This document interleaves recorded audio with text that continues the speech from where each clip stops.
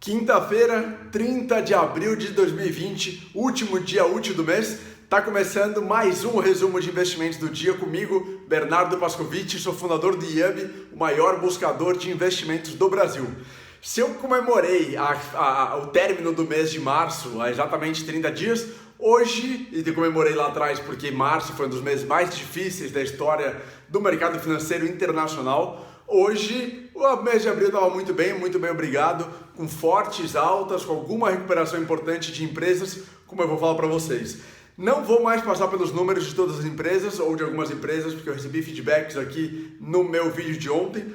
Quem quiser ver o número das empresas que mais subiram, ações que mais subiram, mais caíram, eu posto, eu sempre coloco aqui no story, o fechamento de mercado do IAB. Então é só você olhar no meu story todos os dias. Vamos lá, Ibovespa caiu hoje 3,20% a 80.505 pontos. Quase perdeu a sustentação dos 80 mil pontos. No mês de abril, 10,25% de valorização, melhor mês de abril em 11 anos, melhor mês desde janeiro de 2019. Mas no ano, o Ibovespa continua com uma queda, uma perda de 30%. Dow Jones caiu hoje 1,17%, mas no mês foi o melhor desde 1987, olha só. S&P 500 caiu hoje 0,92%, Nasdaq caiu 0,28%.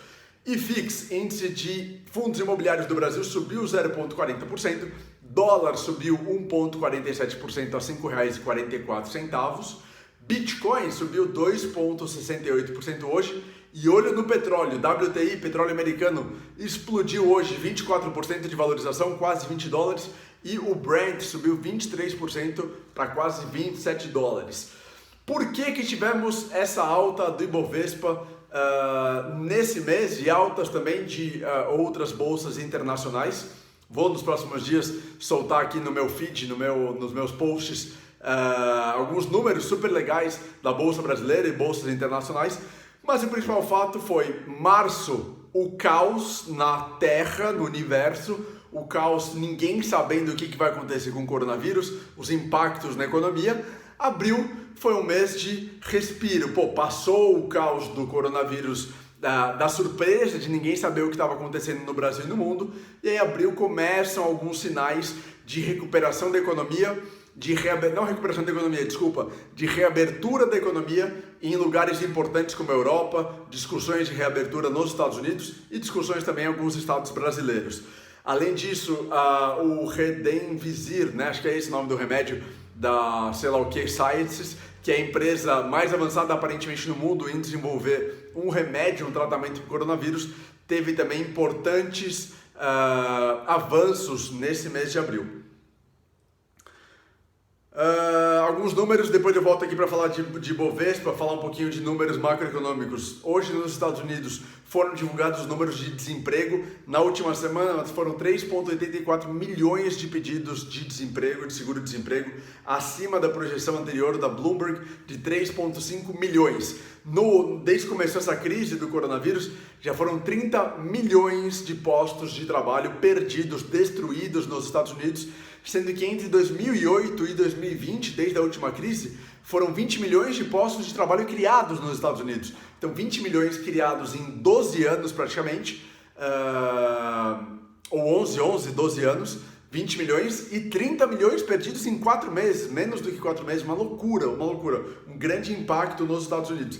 Além disso, o índice de consumo, o índice do consumidor dos Estados Unidos também caiu forte, olha só, caiu em abril 7,5%, é a maior queda em um mês da história dos Estados Unidos. E o gasto, o consumo, o setor de consumo dos Estados Unidos corresponde a mais de 2/3 da economia americana. Olha só como a economia americana é muito dependente de consumo interno e como esse consumo interno teve uma grande queda, uma grande retração nesse último mês. Aqui no Brasil, a taxa de desemprego saltou para 12,2% no trimestre, são 12,9 milhões de pessoas desempregadas no Brasil, com possibilidade desse número aumentar nos próximos meses por conta da crise que aparentemente está cada vez mais séria e cada vez pior aqui no Brasil.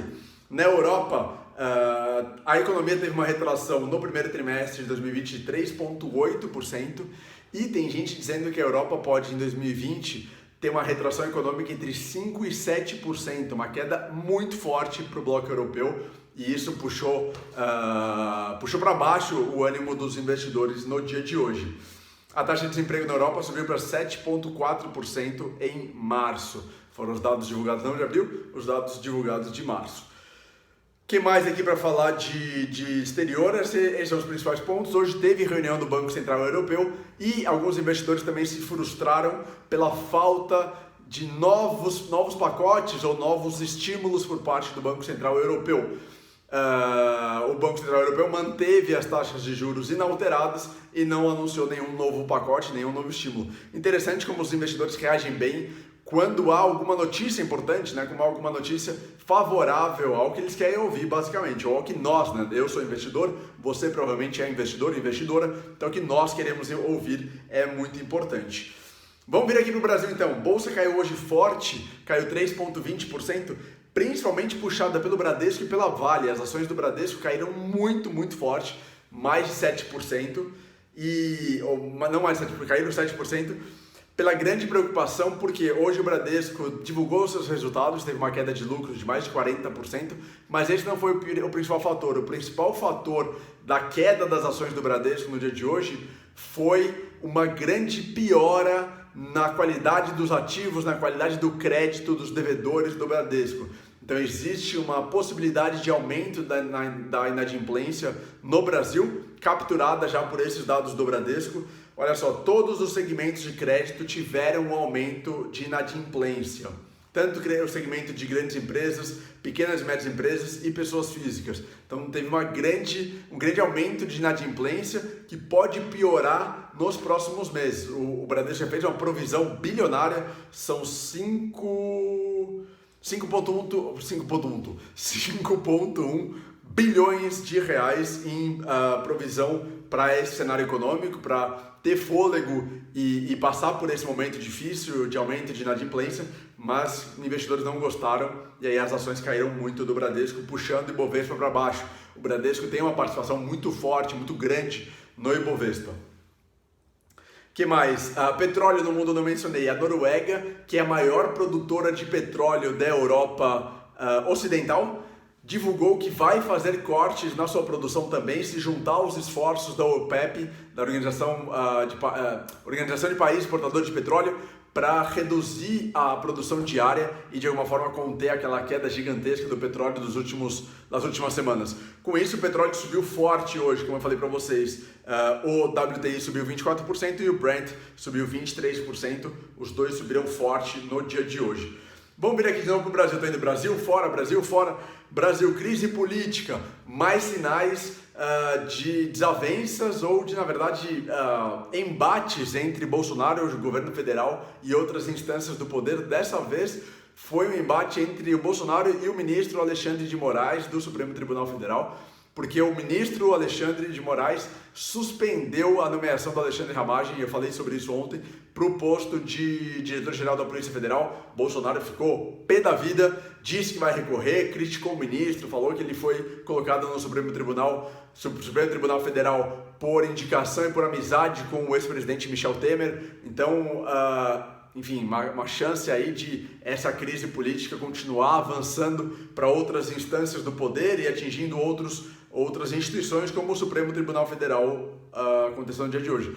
E para mencionar que se tudo isso não fosse bastante, se o mundo já não estivesse completamente tranquilo com tudo que está acontecendo com o coronavírus, a Rússia hoje disse que se os Estados Unidos continuarem a desenvolver uma arma atômica nova, a Rússia vai bombardear os Estados Unidos com bombas nucleares. Só isso, uma coisa super tranquila, super de boa, né? Uma guerra nuclear é tudo que realmente a gente quer nesse momento. Foi, claro, uma provocação da Rússia a provocações ou a informações pelo presidente dos Estados Unidos, Donald Trump, de que os Estados Unidos têm desenvolvido uma nova arma atômica em submarinos com poderio militar muito grande. Galera, esse foi o resumo de hoje. Amanhã não tem mercado funcionando, é feriado, dia do trabalho no Brasil, mas nos Estados Unidos os mercados funcionam normalmente. Então eu vou estar aqui passando as informações para você. Compartilhe esse vídeo com pelo menos 3 pessoas ou marque elas aqui embaixo para você me ajudar a levar esse conteúdo para mais pessoas e para elas investirem melhor o dinheiro também nesse momento. Super obrigado, um abraço e até amanhã. Tchau!